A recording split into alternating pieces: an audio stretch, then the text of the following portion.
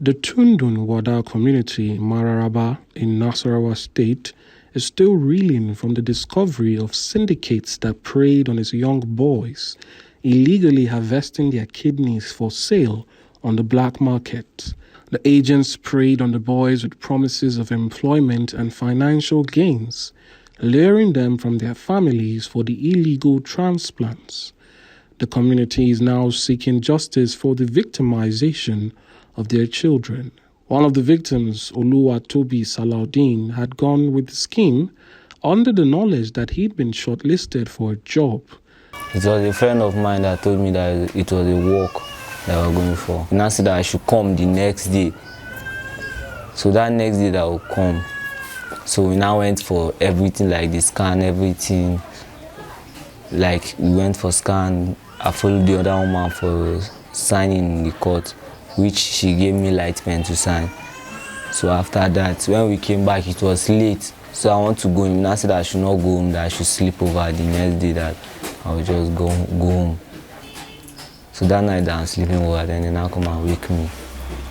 They now come and wake me that we should walk into theater, that hope the man are for it, and the man that we talked to is not there. Then he went out, like, so we now walk into theater, then they now give me some injections, which make me slept off. The young man, who regrets the entire saga, spoke on how he was further scammed out of the proposed price of 1 million naira for his kidney. We did not talk anything about money. It was after we finished. The man said he's going to give me 1 million after I finish. Like after I finished everything, and yeah, and I said that he's going to give me 1 million naira, which he did not give me all. He gave me in small quantity. They did not give me the money directly. Like the first money they did not give me. They sent for phone, which they bought the phone and claimed that the phone lost. So they now buy another. Then I said I should go to phone vendor, which he now send the 500,000 to phone vendor, and the phone vendor now return 220 to our account back. It's the last. Then the last time that before I will go for Lagos, before I come for the state removal and go for Lagos, and then he now sent 380 to a friend of my account. So going for the state removal and coming back, I was the one spending the money. He did not assist me in that until he said I should leave for Lagos. Even leaving for Lagos, I used only money to leave for Lagos, and I did not get to where I want to go that day.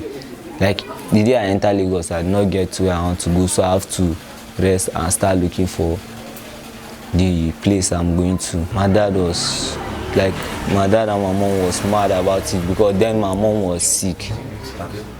So my dad was mad about it, so he had to report the case. I was in Lagos then. His father, Adedoyin Salaman, expressed his sadness and disappointment at the exploitation of his son, who was underage and unprepared. The time when my boy do this thing, his mother said nowhere up to the time when we not see him for house again.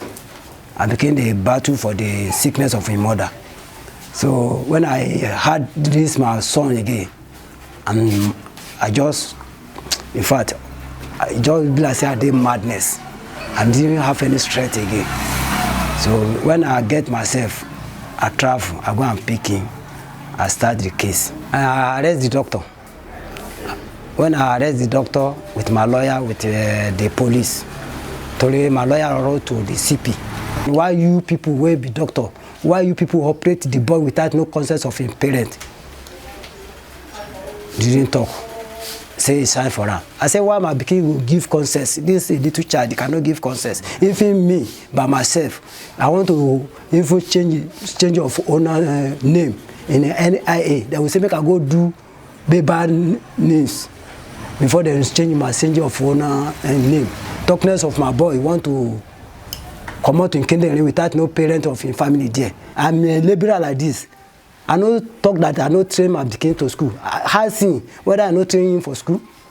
You go private school, till finish, and they are putting to go and write jam. Present of jam, then you get out of my hand before this thing happen. Nobody say I no take care of my boy. Musa Yahaya, who was also underage at the time, fell into the clutches of the syndicates after being shamed for being idle. There used to be like sometimes that I didn't used to do anything. I didn't work. I didn't used to do anything at home. So I don't start asking some of my friends, look at what they used to do. They used to tell me for house that I didn't used to go to work. I didn't used to do anything. So me, I'm looking for the thing that I would do so that I would get money and start work. Then one of my friends told me that there is one hospital that they are going to do operation and put something for you, and they will not give you money. And I'm telling that what the hospital will put for the person. They don't tell me that they are not going to put anything. That is just an operation, and after the operation, they will just carry 1 million and give you. And I'm telling that okay. So when are we going to go to the hospital?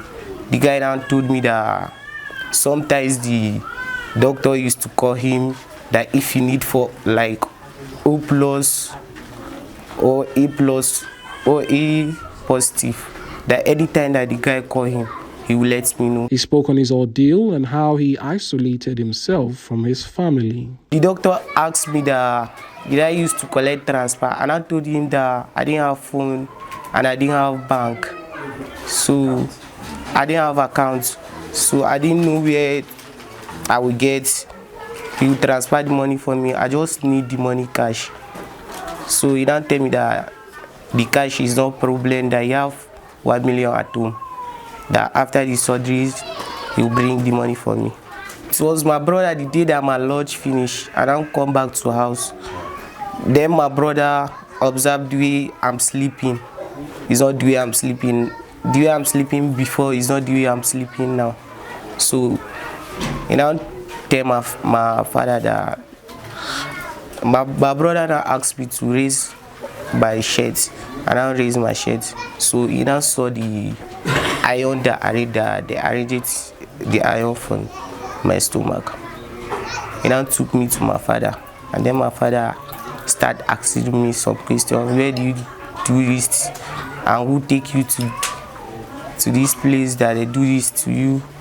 And I started telling him that it was one of my friends that took me to Alliance Hospital, Area 11, Gariki. The community head known as My Angwa of Tudun Wada says they will not rest until justice is served. Nothing we will need but justice.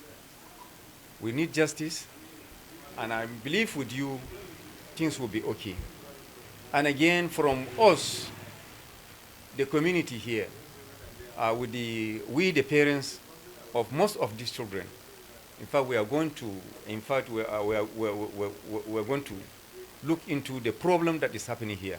And in fact, I had there are so many, not only these two as we are seeing here, there are a lot of them. So, but those that they involve these ones here, most of them, they are agents. They are even run away. But when the time reaches, inshallah, we'll get them. So, in fact, that is what we want, inshallah. We are going to pass this information to various areas at least. We want this thing to stop, honestly.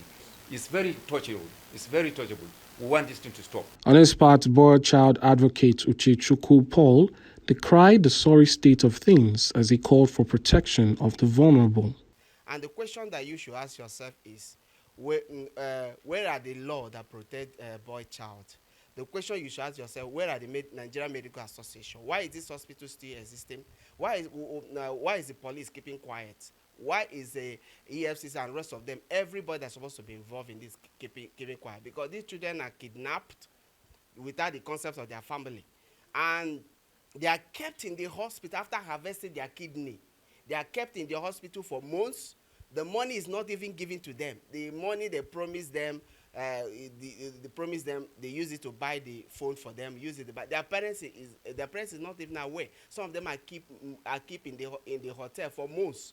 The aim of keeping them, that is what we don't know, so that they will die, so that their parents will not be aware of what is happening. How can we allow such evil going on in Nigeria? Though some of the culprits have absconded, while others, including the hospital, have denied involvement, a steady advocacy for justice continues to mount, even as the Ministry of Health has reacted to the situation and pledged to ensure a just resolution. Amadin Ogbewe, reporting for KAFTAN Television.